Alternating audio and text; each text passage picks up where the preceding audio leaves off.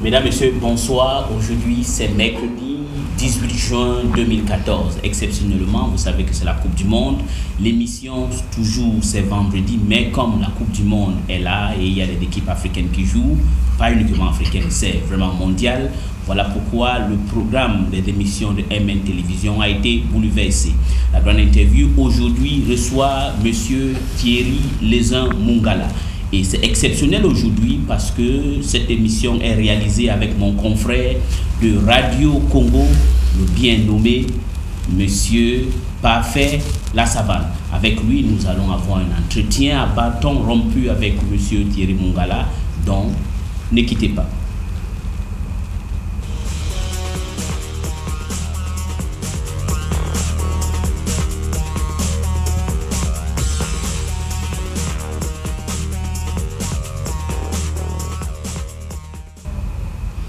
Comme j'ai annoncé à l'introduction de cette émission, c'est une émission exceptionnelle car c'est pour la première fois qu'on réalise la grande interview en duo avec M. Parfait La Savane, c'est un confrère. Vous allez le voir, c'est aussi une coopération entre la télévision ou les médias publics et les médias privés. Et dans ce pays et dans cette émission en particulier, il n'y a pas de langue de bois, nous parlons que la vérité et nous recevons aussi M. Thierry Lézin Mungala aujourd'hui aussi pour parler peut-être de la Constitution et d'autres. Monsieur Thierry Mungala, soyez les bienvenus. Merci. Et comme j'ai annoncé à l'introduction, cette émission serait réalisée avec mon collègue et ami Parfait La Savane. Monsieur La Savane, soyez les bienvenus. Merci, Elismith. Merci. Oui. Donc, dans 1 heure du temps, on va avoir l'entretien avec Monsieur Thierry Mungala. Monsieur Thierry Mungala, vous êtes ici en tant que ministre des Postes et Télécommunications et des Nouvelles Technologies ou en tant que et vous êtes aussi membre du comité central du PCT. Donc maintenant, à quel titre on va continuer ou réaliser cette émission ce soir? Est-ce que en tant que ministre de Nouvelles Technologies ou de Postes et Télécommunications de la Nouvelle Technologie, ou est-ce que en tant que membre du comité central du PCT? C'est à vous de choisir. Oui, et pour compléter, voilà. Il faut ajouter qu'il est aussi député de la circonscription numéro 2 de Silviti. Alors, de qui a-t-il reçu mandat pour venir à cette émission? Et c'est la première question à laquelle M. le ministre va répondre.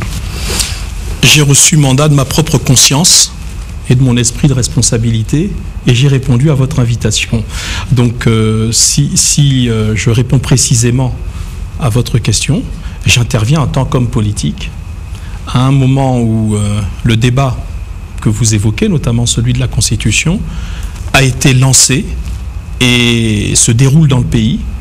Débat que le président de la République lui-même a souhaité qu'il se fasse devant le peuple pour qu'éventuellement un jour, eh bien, le même peuple se prononce sur l'éventualité ou non du changement de la Constitution de notre République. Donc, j'interviens en tant qu'acteur politique. Bien entendu, on ne peut pas faire abstraction de toutes les casquettes que vous avez évoquées, puisque ce sont les miennes. Simplement, je ne suis mandaté que par moi-même, ma conscience et mon regard de citoyen et d'homme politique. Avec les consignes du parti dont vous êtes membre, le PCT, non? Aucune consigne. Je vous rappelle que le secrétaire général du parti, le camarade Pierre Ngolo, a exprimé récemment, au cours d'une conférence de presse, le point de vue du Parti congolais du travail, qui est clair. Le parti fera connaître officiellement sa position sur ce débat le moment venu. D'accord, le parti fera connaître sa position le moment venu. Mais avant de cela, monsieur, dites-nous, parce que vous êtes, monsieur, je dois le dire, hein, c'est vrai de dire, vous êtes quelqu'un de brillant, vous étiez à Paris 10, à Créteil, si je ne me trompe pas. Et donc, Nanterre, Paris 10. Créteil avant. Créteil avant et puis Nanterre, en Paris 10. Alors, vous êtes quelqu'un de brillant, ça on le connaît à Paris et en France. Et si je regarde bien, quand on vient même dans votre bureau, c'est propre, tout ce que vous faites. Donc, vous avez des allures de quelqu'un, d'un libéral, un grand libéral. Mais dites-nous, à quel moment vous avez eu cette conviction d'intégrer un parti de la roue et le marteau, dont le rouge, qui est le parti communiste, le parti congolais du travail? À quel moment vous avez décidé de l'intégrer? Bon, à quel moment? Quand j'ai fait la demande, premièrement, c'était il y a 4 ou 5 ans. Deuxièmement, à un moment où le Parti congolais du travail se réformait, vous rappelle que depuis 24 ans, le Parti congolais du travail a abandonné l'idéologie marxiste-léniniste, a adopté une ligne qu'on qualifierait de socialisme démocratique ou de social-démocratie, et cela correspond globalement à mes convictions personnelles. Et si effectivement il y a 25 ans, il aurait été, et j'étais jeune d'ailleurs, mais il aurait été, si j'avais été en situation hautement improbable, que j'adhère à l'époque à cette idéologie ancienne, il est clair aujourd'hui que la ligne politique, la vision, l'idéologie du Parti congolais du travail, ce socialisme démocratique, correspond profondément à mes convictions. Oui, on vous a connu aussi, vous avez vécu dans l'escarcelle de l'ancien Premier ministre André Milongo, paix à son âme. Alors, est-ce qu'en ce moment-là, peut-on parler d'un basculement? Non. Le fait de quitter Milongo et d'aller au PCT? Je n'ai pas quitté le président Milongo. Le président Milongo et moi, nous avons travaillé ensemble. D'ailleurs, je lui rends hommage ici, tout à fait. C'est un grand homme d'État de notre pays, un homme de paix, avec lequel j'ai eu l'honneur et le plaisir de travailler, qui m'a donné un certain nombre de rudiments qui m'ont permis de démarrer mon parcours politique. Et simplement, il n'y a pas eu de fâcherie, pas eu de séparation. À un moment donné, il s'avère que je n'étais pas membre d'ailleurs de l'UDR Mouinda, je le précise de manière tout à fait claire. Merci pour la précision. J'étais son directeur de campagne à sa demande. Et une fois que les élections de 2002 se sont passées et déroulées comme on le sait, j'ai eu un entretien avec le président Milongo sans révéler la teneur de cet entretien. Un certain nombre de députés de cadres de son parti, à l'époque, avaient souhaité que je sois un des collaborateurs du groupe parlementaire qui avait été constitué en 2002. Cela n'a pas pu être fait. Je suis reparti à ce moment-là rejoindre ma famille qui était à ce moment-là en Europe. Peut-être que le destin aurait été différent si les choses s'étaient passées différemment. Donc il n'y a ni fâcherie, ni basculement, il y a simplement dans la vie politique, dans la carrière politique d'un homme, un certain nombre d'étapes qui se déroulent. Mais l'essentiel, c'est l'unité de l'homme, c'est-à-dire ses principes et ses valeurs. Les principes et les valeurs qui m'ont conduit à entrer en politique restent les mêmes. D'accord. Vous êtes loyal, vous avez toujours été loyal vis-à-vis de Milongo, mais d'autres personnes disent que vous étiez un top du président Denis Sassou Nguesso auprès du feu président et feu ancien Premier ministre André Milongo. Que dites-vous de cela? Je laisse les choses basses mourir de leur propre venin. Alors, nous allons donc de plein pied dans le vif du sujet, puisqu'on en a parlé tout à l'heure, le débat sur la Constitution. Il y en a qui parlent de la révision, modification ou changement. Est-ce que c'était le moment de le lancer? Et qui a lancé ce débat? Tout le monde s'interroge. Ce débat qu'il a lancé et qu'il a mis dans la rue. Bon, vous me permettrez, parce que je profite de votre tribune pour qu'on parle sans langue de bois. Je crois que Elie Smith a souhaité que nous parlions sans langue de bois. Vous-même, votre émission sur Radio Congo est une émission sans langue de bois. Je vais être très clair sur les choses. Qu'il a lancé, c'est la maturation d'une opinion qui s'est faite progressivement jour, et c'est avec l'aval de l'ensemble de la classe politique qu'aujourd'hui ce débat est dans la rue, ce débat est dans les médias, ce débat est dans les cœurs et dans les esprits. Je vais simplement vous faire une citation et vous me direz de qui il s'agit.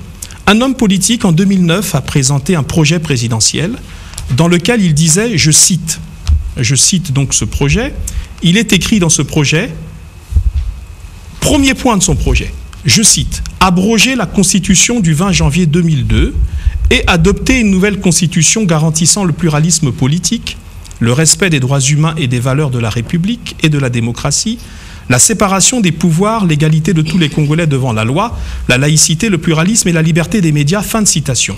Cet homme politique ajoute encore, je cite encore, « Il faut instituer un régime parlementaire à 2 chambres avec un président de la République élu au suffrage universel pour un mandat de 7 ans renouvelable une seule fois, et un Premier ministre chef du gouvernement responsable devant le Parlement. » Fin de citation. Savez-vous de qui il s'agit? Il s'agit de M. Mathias Nzon, qui, dans son projet de société en 2009, demandait expressément l'abrogation, c'est-à-dire le changement de la Constitution. De l'actuelle Constitution. De l'actuelle Constitution. Donc en réalité, le débat qui se pose aujourd'hui ne se pose pas, de mon point de vue, sauf si on me dit que M. Mathias Nzon mentait à l'époque ou qu'il ment aujourd'hui, le débat ne se pose pas entre ceux qui sont pour ou contre le changement. Le débat se pose entre des gens qui sont tous pour le changement de constitution en réalité, et on va revenir dessus tout à l'heure, Mais à l'intérieur de ce débat, il y a un positionnement politicien, je le qualifie comme tel, parce que des gens qui sont pour le changement, témoignage de M. Nzon, aujourd'hui ils disent qu'ils sont contre, tout simplement parce que le seul objectif qu'ils poursuivent, c'est le départ du président de la République actuelle, c'est-à-dire le président Denis Sassou Nguesso. C'est le seul objectif qui est le leur. C'est-à-dire que, intellectuellement, politiquement, juridiquement, pendant 12 ans, pendant les 12 dernières années, M. Mierassa, M. Nzon, M. Kim Foussia et toute l'opposition dite radicale ont chanté sur tous les tons que la Constitution actuelle était taillée sur mesure, qu'elle instituait une dictature, qu'elle donnait au président de la République actuelle l'ensemble des pouvoirs et qu'il fallait la changer. Au moment où le débat prend corps dans le pays, ils nous disent le contraire. Pour une seule raison, ils veulent à tout prix le départ du président de la République, et ce contre même leurs convictions réelles, et pour qui sont pour le changement de la Constitution. L'objectif c'est lequel? Si les autres tiennent au départ de Denis Sassou Nguesso, il paraît que c'est vous qui le poussez à briguer un troisième mandat. Ce sont des objectifs donc différents et opposés donc. Non, oui. Moi je ne place pas actuellement le débat sur un terrain politicien. Si vous me demandez, et encore une fois sans langue de bois, mon sentiment, oui, je voudrais que le président de la République continue son parcours politique, parce que j'ai la conviction qu'il est aujourd'hui celui qui est à même et le mieux à même de conduire les destinées de notre pays. Mais je distingue cette conviction politique du débat constitutionnel. Alors revenons au débat constitutionnel. Il faut partir d'abord d'un débat simple ou d'une question simple. Doit-on ou pas changer la Constitution actuelle et pourquoi? Quel est le rôle de la Constitution dans un pays? C'est de structurer le champ politique et de permettre le fonctionnement des institutions de la manière la plus optimale possible. Quel était le rôle historique de la Constitution du 20 janvier 2002? Son rôle historique, rappelons-nous du contexte, parce qu'on a l'impression, à chaque fois qu'on parle de choses qui sont du siècle passé. Non, il y a moins de 12 ans, notre pays sortait de conflits fratricides graves. L'État était détruit et en pleine reconstruction. L'économie du pays était sinistrée. Le pays était surendetté. Nous étions en programme, rappelez-vous, avec la Banque mondiale et le FMI. Il fallait donc, à travers une constitution précise, claire, donner à l'exécutif, aux tenants de l'exécutif, le temps et la stabilité, la durée et la stabilité pour redresser le pays, reconstruire l'État, reconstruire le tissu économique et désendetter le pays au niveau de nos partenaires multilatéraux. Cette constitution avait cet objet-là. C'était d'éviter que les querelles politiciennes que nous avions connues, rappelez-vous ces affaires de motion de censure sous l'empire de la Constitution de 92, il fallait éviter que cette phase essentielle de reconstruction du pays soit parasitée par des querelles politiciennes inutiles. C'est cela l'objet historique de la Constitution actuelle. Cet objet historique, aujourd'hui, peut être considéré comme atteint. Nous devons donc, maintenant, que ce pays regarde vers l'émergence dans les 10 prochaines années, construire la nouvelle République, celle du 21e siècle, celle qui va permettre de faire respirer la démocratie et nous ramener quelque part dans ces traditions constitutionnelles et juridiques qui en réalité sont les nôtres, qui sont celles d'un partage plus avéré du pouvoir d'État. C'est cela l'objectif de la Nouvelle République. La Nouvelle République que vous dites, monsieur. Donc, en d'autres termes, la Constitution de 20 janvier 2002 était mauvaise. Une Constitution n'est jamais mauvaise. Je vous ai dit qu'elle avait rempli son office. C'est-à-dire qu'elle a rempli l'objectif pour lequel elle a été instituée, votée par le peuple. Aujourd'hui, nous passons à une phase où les besoins du peuple, les besoins de respiration démocratique, la nécessité de l'émergence économique qui doit s'accompagner d'une émergence d'une nouvelle classe politique justifie que nous changions la façon de fonctionner de l'État à travers cet outil qu'est la Constitution. Et je vais revenir, vous dites que la nouvelle réalité doit s'adapter, mais qu'est-ce qui empêche que tout ce que vous dites, et d'abord on voulait savoir d'abord les détails de ce que vous dites qu'on doit le faire, qu'est-ce qui empêche que on puisse accommoder tout ce que vous êtes en train de dire dans la Constitution de 20 janvier 2002. Bon, d'abord, il faut que, puisqu'on parle sans langue de bois, je le répète, exactement, expliquer pourquoi, selon moi, oui, la Constitution a rempli son office et qu'aujourd'hui, on doit passer à autre chose parce qu'elle n'est plus adaptée aux temps actuels. Je vais vous citer un exemple. L'opposition est en train de nous dire, si j'ai bien compris, voilà, il est temps d'aller à l'alternance, on doit changer, le changement, etc. Soyons concrets. La prochaine élection nationale, c'est l'élection présidentielle de 2016. Imaginons, hypothèse, que l'opposition gagne la présidentielle en 2016. Il va se passer quoi dans la Constitution actuelle? Moi, je réponds rien. Parce que l'opposant éventuellement élu dans le cadre constitutionnel actuel, en 2016, va se heurter à une majorité parlementaire qui, elle, va changer, ou du moins va être renouvelée en 2017, puisque les prochaines législatives, c'est 2017. Et pendant une année après son éventuelle élection, ce nouveau président de la République issu de l'opposition, il va faire quoi? Il va gérer le pays comment? Il va faire passer des lois comment? L'alternance, donc, vous voyez qu'elle aura... dans ce sens-là, mais comment le président actuel gère le pays? Il le gère parce qu'il y a une adéquation entre les deux majorités aujourd'hui. Je suis en train de me placer du point de vue de ceux qui veulent absolument rester dans le cadre constitutionnel actuel en disant que ce cadre-là suffit à parfaire la démocratie. Moi, je dis ce cadre-là, qui a été adapté à un moment donné de notre histoire, doit être évolutif de manière à ce que nous puissions parfaire la démocratie pour permettre une souplesse de nos institutions. Deuxième élément, ça veut dire quoi? L'exécutif en place, face à une assemblée qui ne changerait qu'un an après, ou qui, d'ailleurs, pourrait renouveler la même majorité hostile à ce chef d'État, il se passe quoi? C'est le blocage du pays. Parce que dans la Constitution actuelle, le président ne peut pas dissoudre l'Assemblée, l'Assemblée ne peut pas renverser le gouvernement. Donc s'il y a conflit entre les deux majorités ou les deux légitimités à ce moment-là, un président issu de l'opposition, une majorité parlementaire qui serait l'actuelle majorité parlementaire, on arrivera au blocage et au conflit. Parce que vous pensez que la cohabitation n'est pas démocratique alors? La cohabitation, oui. La cohabitation est démocratique quand elle est organisée par une constitution qui permette cette souplesse, qui conduise à ce que les pouvoirs publics fonctionnent normalement quand il y a deux majorités issues de deux légitimités différentes. C'est ça la cohabitation. Une majorité a été élue à un moment, une autre est élue à un autre moment, à la présidence et à l'Assemblée. Et à ce moment-là, la cohabitation, c'est, grâce à des institutions souples, permettre que le travail de l'État, la continuité de l'État se poursuive. Dans le contexte de la Constitution du 20 janvier 2002, nous craignons qu'avec l'état d'esprit de la classe politique congolaise, regardez cet acharnement de certains opposants à dire « il doit partir tout sauf Sassou », le risque, c'est un blocage conflictuel. C'est cela que nous risquons. Nous ne risquons pas autre chose. C'est un blocage conflictuel. Vous parlez de l'Assemblée nationale, vous-même vous êtes député. Oui. Est-ce que, en tant que député, il y a une clause dans cette constitution qui demande les déclarations de biens? Est-ce que vous avez déclaré vos biens? C'est pas en tant que député, attention. Est-ce que vous avez déclaré vos biens? Non, attendez. Non, je voudrais savoir, est-ce que vous avez déclaré? Je vais vous répondre. Oui. Je vais vous répondre. L'article 48 de la Constitution prévoit la déclaration du patrimoine des agents publics. Oui.